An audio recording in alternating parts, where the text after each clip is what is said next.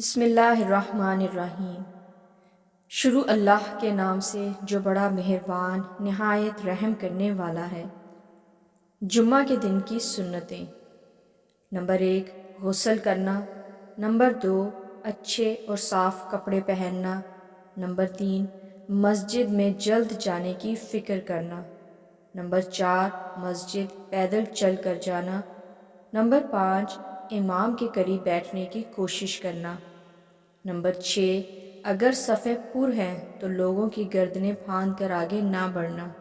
Number 7، کوئی فضول کام نہ کرنا، یعنی مثلاً اپنے کپڑوں سے یا بالوں سے یا لہو لعاب نہ کرنا۔